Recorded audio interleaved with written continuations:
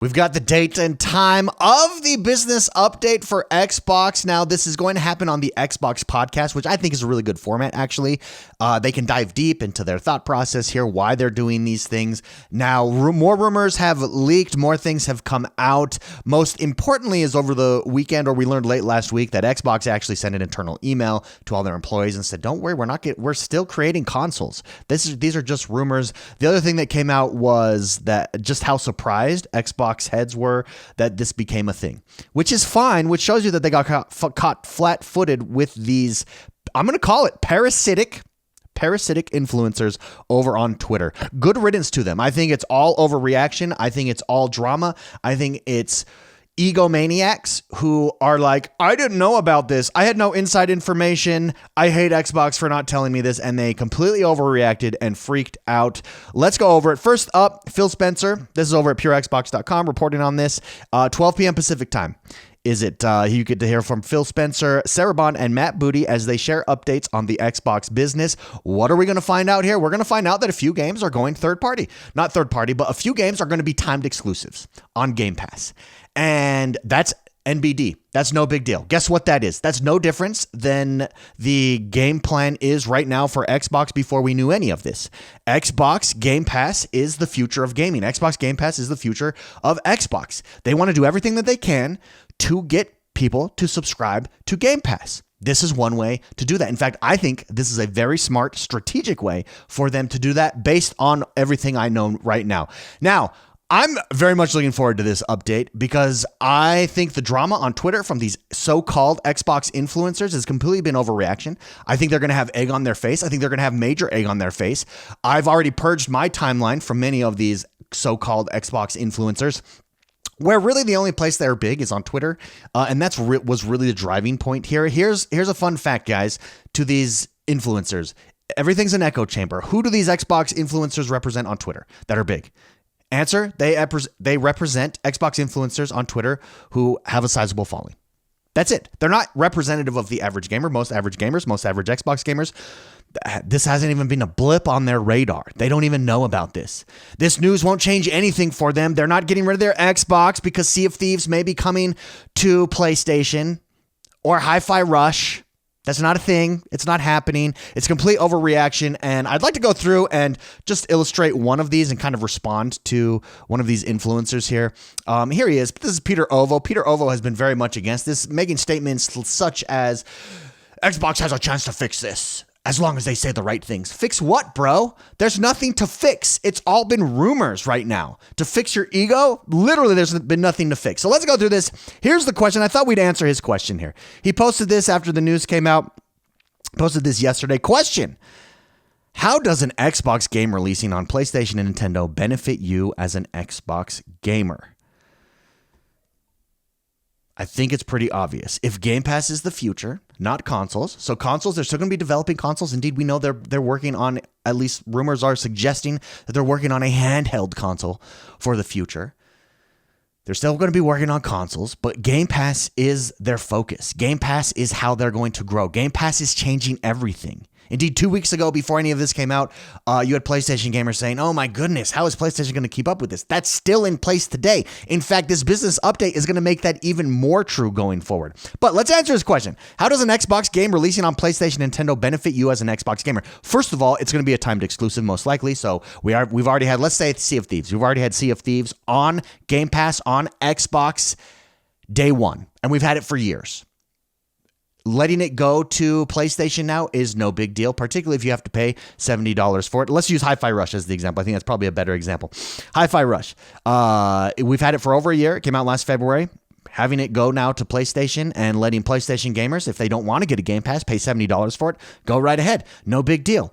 You get broader game exposure, number one. That's how it benefits you. Releasing Xbox exclusive, timed exclusives, I'm going to continue to say that, timed exclusives on PlayStation and Nintendo platforms increases the visibility and popularity of games like Hi-Fi Rush. These can lead to larger communities. These can lead to more robust online game environments for all players and will lead to more subscribers to Game Pass. Because the value gets underscored once again. $70 for the game. that you had to wait a year to play or subscribe to Game Pass. That strategy just works, and I think it's very smart. Now, do I want to see it done with all exclusive games? No, but certain timed exclusives makes complete sense. How else does it benefit you as a gamer, as an Xbox gamer? Well, you get increased revenue for game development. What? That's right, increased revenue for game development. The additional sales from other platforms, which will be sizable in some cases, will lead to more funds for developers to invest in updates, expansions, new projects that benefit Xbox gamers through enhanced gameplay quality and innovation. And again, underscores the value of Game Pass.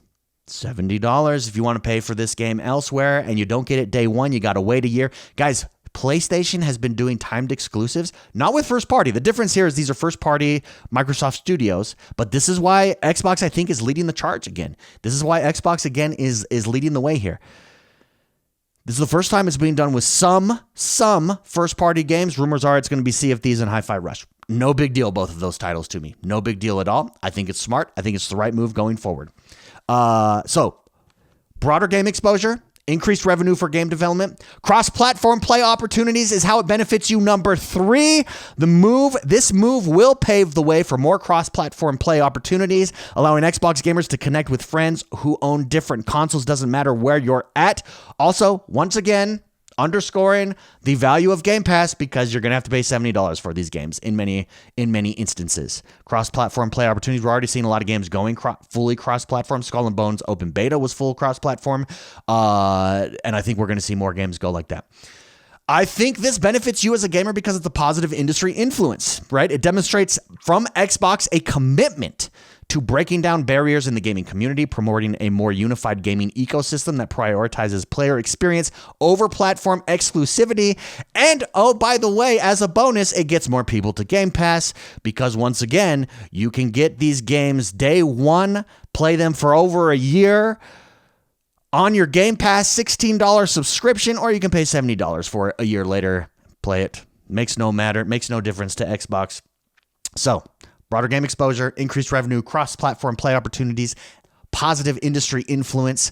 Strengthening franchise value is how Xbox games releasing on PlayStation, certain Xbox games releasing on PlayStation as a timed exclusive benefit you as an Xbox gamer. Strengthen franchise value is the next point here. Successful releases on other platforms can elevate the status and value of Xbox games franchise, such as Hi-Fi Rush. Everybody's going to get to experience it now, attracting more talent and investment in the Xbox ecosystem. Oh, and by the way, once again, attracting more people to Game Pass. And last but not least, that brings us to our final point on how this benefits you as an Xbox gamer. Enhanced Game Pass value with a $70 price point for individual games. That looks like it's going to only increase. Releasing timed Xbox exclusive on other platforms will highlight the value proposition of Game Pass, the economic value of Xbox Game Pass. This comparison will drive more gamers towards the Xbox Game Pass subscription, seeing it as a more cost-effective way to access these games, including Xbox exclusives that never come and these timed exclusives that do come to platforms like Nintendo and PlayStation. And there you go. How many reasons was that? 6 reasons? There you go. There you go, Peter Ovo. I just gave you 6 reasons on how Xbox games releasing on PlayStation and Nintendo benefit you as a gamer.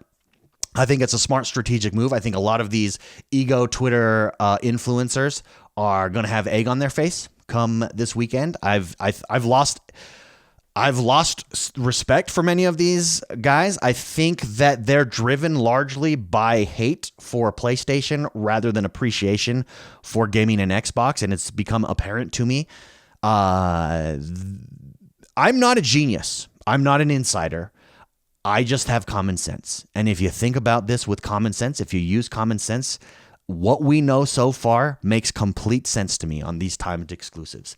You want to compete with PlayStation? You want to beat PlayStation if you're one of these guys?